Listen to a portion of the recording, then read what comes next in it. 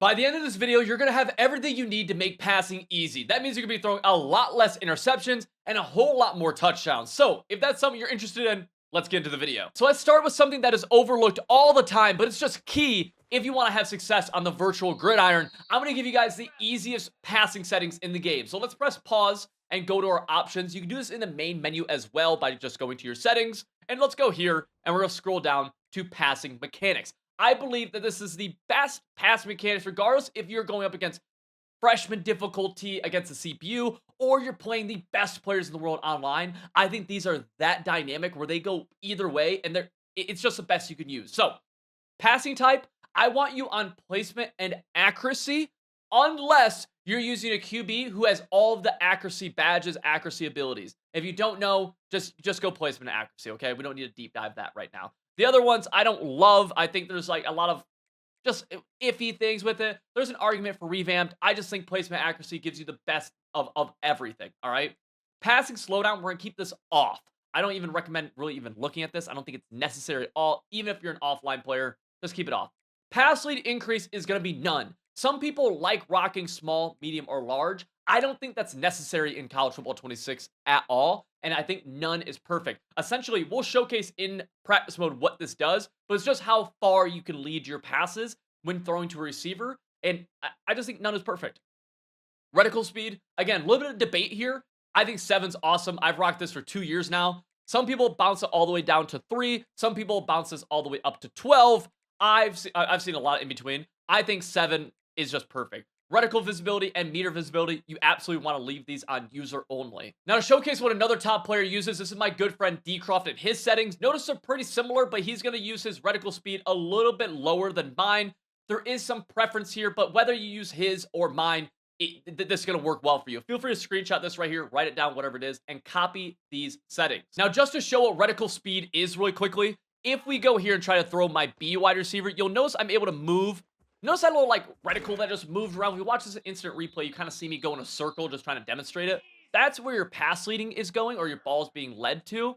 And reticle speed just is how quickly you can move that thing around, right? You see me just move it around like that. If you go to super low reticle speed, you move it around slower. If you were to go super fast, you can move it around faster. Now this gray area is where your pass lead increase plays into effect. You really don't need to throw it outside of this gray area, but if you had it set to max or something, you could go way outside that gray area and, potentially get a crazy throw with a crazy pass lead. I just don't find it necessary in this game. Now, real quick, if you want full offensive schemes that are designed to give you the best plays possible for you to score touchdowns, check out my website, civil.gg. We have offensive and defensive guides that are proven to actually help you win more games. We already have over 2,000 active members using these guides. And right now, by using the link in the top description, you can use code CIVIL30 and get 30% off everything we're doing and get everything you need to actually start winning more games. So let's talk about the idea of pass leading. You see this route right here. We caught that inside. But watch, I'm going to throw the exact same route, and notice how my receiver is going to catch this in a different area this time. That time he caught it outside. This is pass leading, and it's done with the left stick while you are pressing the receiver icon. So I'm going to throw it to RB, and I'm going to press the left stick while I'm throwing it. And I'll typically hold the left stick in that direction pretty much for the duration of the catch. We'll go again. I'm throwing it outside, but I could throw it inside. Let's show this against an actual defense. So let's check out this throw to my corner route here, where we're able to catch it, and you see it's a relatively open pass, right? No real worries. But if we throw this again, with the incorrect pass lead or even no pass lead at all, you see how it's drastically different, and there's actually a pretty big fear of this ball being knocked out or even potentially intercepted. Like you see right there, it gets deflected. That's not good. So pass leading is obviously, as we see here, a major difference maker between throwing completions and throwing potential interceptions, right? That's a pretty big deal on offense. So again, we're going to push the left stick, but the key here is to push the left stick, believe it or not, away from the defense, right? We want to push this away from the defense. So in this case, where's the defense? It's above us. So should we pass lead it up? No. We want to pass lead it down and away so our receiver can still catch this in stride. But now, I'm going to take this a step further, and we're going to rotate from pass leading. We're actually going to go into the idea of click-on catching. Click-on catching, massive skill gap, and it goes well with pass leading because, really, this throw to X, it can be kind of close, right? Like, we've seen this throw a few times. It's kind of close. So whenever I throw something into tight coverage, I'm actually going to try clicking onto the receiver. So now when the ball's in the air and I'm still pushing the left stick in that direction, I'm going to tap B or circle so then I can click onto the receiver and just adjust his path just a little bit. I'm still pushing the left stick down, so we do it right here. Right? You see entire right there. Replay my hand if you need to, because this is going to allow you to adjust your receiver, attack the ball, and potentially prevent a either pass knockout or an interception, and make sure you're able to complete a tight window throw. This is what elite. This will make you an elite quarterback in the game. Like seriously, this will make you elite. You want to be able to do this. All right, we go again right here. You do this all over the field too. I'm showing you with the corner route. You do it on drags. You can do it on ins. You can do it on streaks. You can do it on all types of things. Now, depending on the situation, a lot of times I will ag catch it. The reason for that is because you're usually doing this in tight coverage. So then ag catching or wire triangle, that's called aggressive catching, will make your receiver attack the ball more, right? A possession catch you can do in these situations sometimes, but will sometimes, nice throw. Sometimes the issue with a possession catch is that you won't really attack the ball. You'll kind of let it come to you and get a possession catch animation. That could be fine, just sometimes in tight coverage, like right here. Like, I want to attack the ball. That's a possession catch. I want to attack this ball just to cut it off, right? Boom. We want to attack it the best we can just to cut it off and avoid any potential interception. We don't catch that one, but we do attack it right there, which prevents the DB from being able to get his hands on it and actually pick it off, right? So, aggressive catch, wire triangle, when it's tight coverage. If it's more open, you can possession catch it. That's A or X on PlayStation. And let's see, we get a good one. Oh, go! Oh, come on! Let's get a good finish right here. Go again. Bang. I'm doing it again. Like, we're gonna throw this ball again. This is a timing issue I'm actually having. There we go. We got it. Boom, possession catch. Bang. So let's talk about the 3 catch types that you can use in College Football 26 when you're trying to catch the ball. Now, there's actually, well, I guess there's actually 4. We'll talk about the 4th one at the end of this segment. But the 3 main ones are going to be the possession, the rack, and the aggressive. These are important to know. Let's start with the possession catch. This is A or X on PlayStation. And to activate these, you don't actually have to click onto the receiver like we talked about before. You can, but you just need to be pushing the left stick in any direction, then hold the corresponding button. So let's go here for possession catches, A or X on PlayStation. What a possession catch is going to do, it's going to get your guy down after he gets hands on it. You're not going to get any extra yards after the catch, but you will avoid contact. This is one of the best years for possession catches, I think. They do a really good job at avoiding contact. At any kind of tight coverage, right? You want to go possession catch, right? Especially picture 4th and 3. Okay, boom. Drag open across the middle. A little scary. Bang, get down. Right, don't even want to risk it. Right, get down. Right, game on the line. We're going for, let's go. Okay, we got sacked. You get the idea, though, possession catch. You're going to hold A or X, push that left stick in any direction. Pushing that left stick will help you actually determine what catch animation you get as well. So if you push it up, you'll likely go up with the possession catch. You push it to the left, you'll go to the left. Right here, I'm going to go up. And you see, we actually get obliterated as we catch that ball. That's also bad pass leading, too, so keep that in mind. But that's the idea of possession catching. Let's go rack now. Rack is going to be X on Xbox, square on PlayStation. This is great if you have yards after the catch, right? Boom. Rack it. Get out of there, kid. Racking balls. Pause. Racking. This is important for throwing, and this is really important across the board. Whenever you have room to run, whenever you have room to run, you want to rack catch.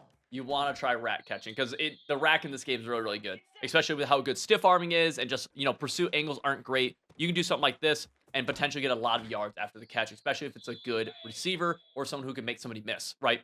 Y or triangle is going to activate our aggressive catch.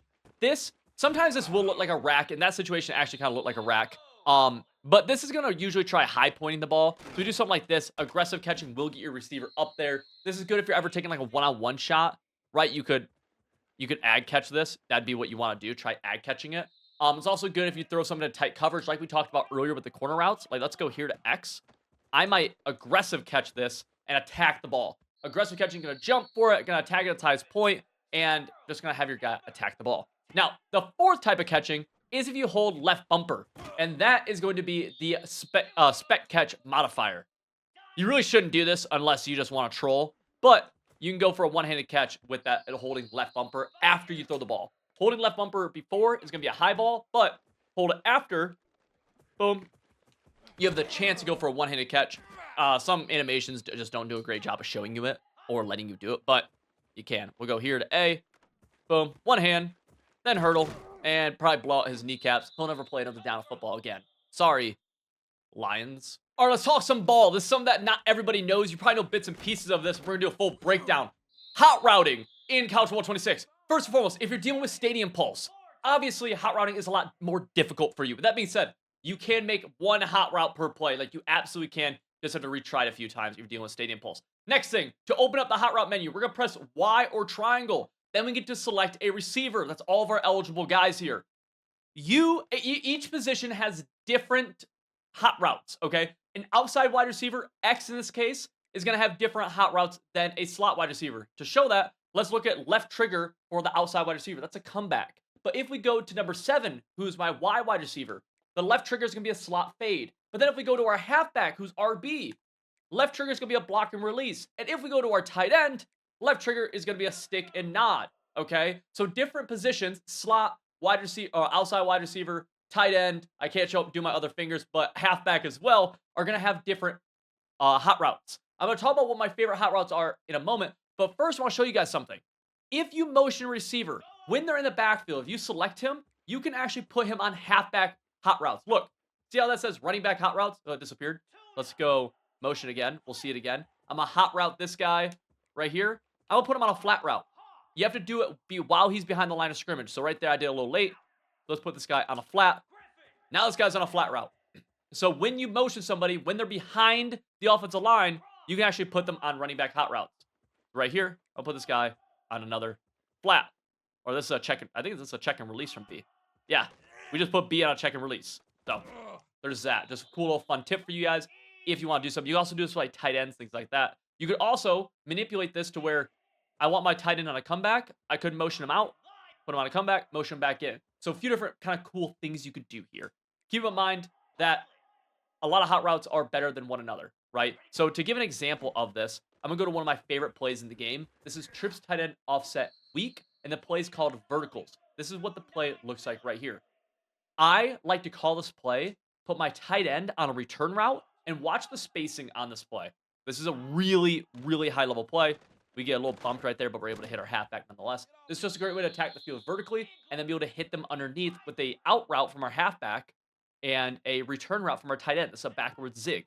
This is really, really good. Right, we'll go here.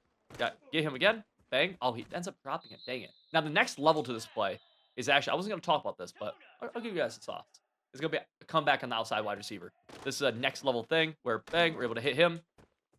So if they're sending pressure, running man coverage, doing something like that, running match, you're able to do that. It's a cool little, like, it's a way to make this play a lot better. But I wasn't going to show that, but then we got bagged one time. I'm like, you know what? Let me show you the next level to this play. All right, so that's how we're going to be able to make hot routes. We have a bunch of different hot routes. My favorites are going to be things like drags, things like zigs, things like return routes, things like comebacks. These are awesome hot routes that you can make to enhance a lot of different plays, and it just makes the game really, really good. Like, it's awesome. Now, little known thing is how to custom stem. Let's look at this in route right here from De Jesus. I believe that's how you pronounce it. If we go wire triangle on him on this in route, select De Jesus, and then hold left bumper, that's custom stem, we can push the left stick in different, in up or down, and he's going to change the depth at which he cuts. You do the same thing for our tight end right here. You do this for really any route that has cuts in it for the most part.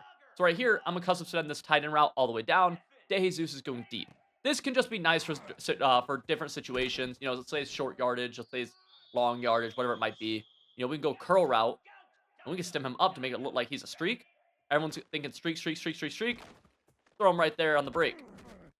Kind of cool. So for quick reference for you, I've played this game at a fairly high level for a long time now. I've won tens of thousands of dollars playing Madden in college football. I've gotten to travel the country for this game, etc., etc. Like, I've been able to do some cool things with this. And one of the most underrated areas of passing is the halfback position.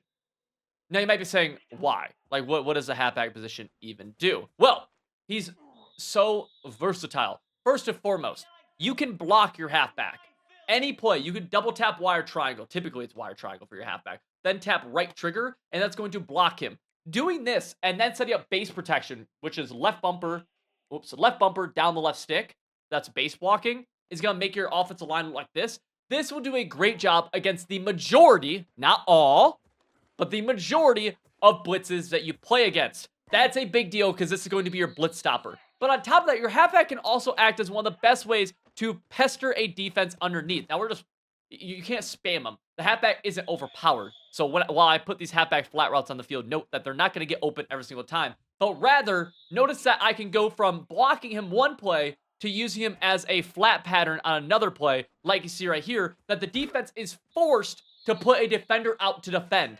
Additionally, putting him out like this then can open up other things like you see here, where we're going to get this tight end drag open inside of him. So now our halfback has been used as a blocker, as a kind of check down route, and as a route that can open up other routes against zone coverage. Right there's a great example. 13 gets pulled out, opens up the inside for him. But then our halfback can also do things like this, where we can motion him out at any given play and stretch the defense out wide. Let's even show this in another way, where we'll go to something like, let's see here, U off. Can we go U off, right? Let's go, we'll go U off. Why not? We'll see what we can do with this. I've never ran this formation before. We'll motion him over, and now we're going to get a 5 wide look by stretching this defense all the way out. And I can tell just by looking at this that when I put this comeback on the field, this is not a good route combo across the board, but when I put this comeback on the field, the comeback is going to be open, right? Our running back is just so versatile, and I want you to pay attention to that, because it's just so, like, dude, use this guy in different ways, and you're going to have a lot of success on offense. I promise you. I promise. So this is somewhere, if you've played this game for any length of time, you've probably seen issues with this, and I just want you guys to be aware of it. Not all play action plays are very good in this game. A lot of them will actually suck you into kind of bad animations where you have a low likelihood of actually having a successful play from it. If we go to something like PA tight end out, I want you just to look at the animation that we get on this play action, which in real life and in theory is cool, right? We have this real slow handoff to be able to bring the linebackers in. The issue with this is that a lot of times, especially in online play, but it happens offline too, this slow animation right here will lead to a lot of sheds and can sometimes just let a defender come totally free. So play action in this game, if we go to another one right here, we'll go to a bootleg. At times, you just got to be careful of it because it can put you in a lot of bad spots. We'll go PA boot right here. I'm going to let this play action roll out or play out. We get a natural bootleg. Right here, it works well, but just so many times I've seen it not work well for people, and it's a big reason why a lot of people struggle passing. So 2 different ways we can avoid play action. 1, tap right trigger. That'll cancel the PA. Okay, just tap right trigger. Tap it. Don't hold it. Tap it. Right, that's one way. The other way, select our halfback in our hot route screen and block him. That'll also get rid of play action. I just want you guys to be aware that play action in this game, I just threw a terrible ball. He dropped the pick. Nice. Play action in this game can lead to a lot of just weird behavior from the offensive line, and it isn't always the best thing you do. Even though play action is obviously a major part in real football, it's just something in the game that I don't think EA has done a great job of getting right across the board. And so it's just something to keep in mind that could be a reason where if you have bad plays, this could be why. This could be a reason. Now, unusable is just I see a lot of bad things happen from running PA. Question for you. Does this look like you in the pocket? If it does, we have an issue. What about this right here? Does this look like you in the pocket? If it does, we have an issue. This is going to be talking about pocket presence, which is one of the biggest things that you can do to become a better player pretty fast. Like, this is actually something that's not too hard, but you just got to consciously think about it. Pocket presence is what will allow you to buy more time, get receivers open, and potentially even scramble for yards to do QB. And the fun fact here is that pocket presence does not always look the exact same, and there is a big misconception where some people, you'll watch YouTube videos, it's just incorrect, where they'll say you should never drop back, right? You should never be walking backwards. That's not true. There's a guy who just shed it up the middle right there. I can't walk into him. Had I walked into him, we would never completed that pass. So sometimes a pocket looks different every single play. It should. Now, the issue that people make when they start focusing on their pocket presence is they'll watch the offensive line. And the issue with watching the offensive line is that you can't see what's going on down the field, so we can't do that. So let me give you some actual practical tips right here. First and foremost, everything done with pocket presence should be with the left stick until we decide that we're going to take off, and then we hold right trigger or R2. That's turbo. Now, you could take off left or right or up the middle. You should never really be taking off backwards. That's something you should never do. But if you're going to use that right trigger, that's a full commit. You should never go right trigger, right trigger, right trigger, right? Just tapping it, you can't. That's going to lead to more sheds, leads to just a lot of dumb things, okay? All right, cool. Next thing, when you're passing the ball, you ideally want to be pushing the left stick in some direction, okay? We don't want to just, like, not be pushing the left stick. That's also used in pass leading. Now, part of pocket presence is using your peripheral vision, okay? So you should go into practice mode, call one of your favorite plays, and then against random defenses. And as the play is developing, you should be able to navigate the pocket. At the snap, you can see if they're sending pressure off one edge. When you see this pressure, you should know a little bit of where you're going to be looking. And right there, notice that I'm able to hit the open receiver, right? He had a step, and that's a good pass lead. That's using some of the stuff we talked about earlier. But I was also able to navigate away from where a shed was. Right there, I wasn't able to. I was also looking at the camera a little bit, so I actually didn't even see it at all. We go right here, a little pressure off the right edge. Right, I hesitate just a little bit to the left, and I hit the open read. Notice that you see my pocket presence conforming to how the pressure is getting towards me, but I'm still making the open reads. Right here, just all right side, so we're good. We just get shedded. Sometimes you get shedded, you'll get hit. Good pocket presence doesn't mean that you're always going to avoid the blitz. And it also doesn't mean that you always have to move. Sometimes good pocket presence can be you just sitting in the pocket, right? You can be this right here, right? This is not the worst thing ever. We could have made an open read right there. But it does always look different, and part of it is navigating a little bit.